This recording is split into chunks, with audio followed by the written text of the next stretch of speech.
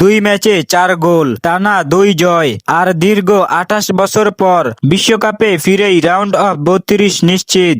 আলামত বলছে, গত বিশ্বকাপের মরক্কোর মতো এবার সবচেয়ে বড় চমক দেখাবে হ্যাল্যান্ডের নরওয়ে।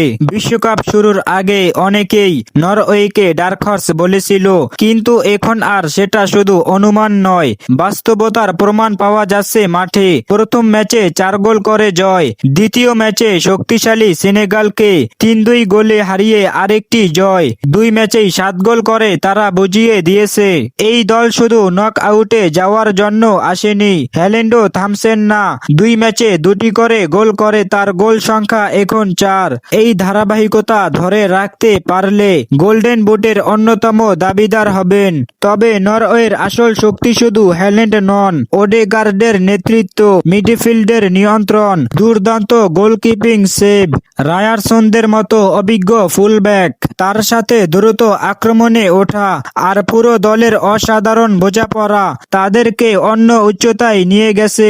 বিশ্বকাপের আগে প্রস্তুতি ম্যাচগুলোতেও ইউরোপের অন্যতম বেশি গোল করা দল ছিল নরওয়ে। তখন অনেকেই গুরুত্ব দেয়নি, কিন্তু এখন তারা বিশ্বকাপের মঞ্চেই সেই আগ্রাসী ফুটবলের প্রমাণ দিচ্ছে।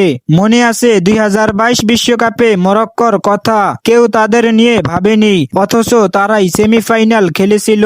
এবার সেই একই গল্পের নতুন সংস্করণ হতে চলেছে নরওয়ে। হ্যাল্যান্ডের গোল, ওডেগার্ডের মস্তিষ্ক আর দুর্দান্ত টিম সিস্টেম, সবকিছু মিলিয়ে 2026 বিশ্বকাপের সবচেয়ে বড় ডার্ক হর্স এখন একটাই দল, হ্যাল্যান্ডের নরওয়ে। আর তারাই এবারের বিশ্বকাপে সবচেয়ে বড় চমক দেখাবে। আপনি কি মনে করেন নরওয়ে এবার বিশ্বকাপ জেতা অনেক দলের চেয়েও ভালো খেলবে? কমেন্টে জানান। আর এই বিশ্বকাপের সব লেটেস্ট আপডেট তথ্য পেতে চ্যানেলটিকে সাবস্ক্রাইব করে দিন।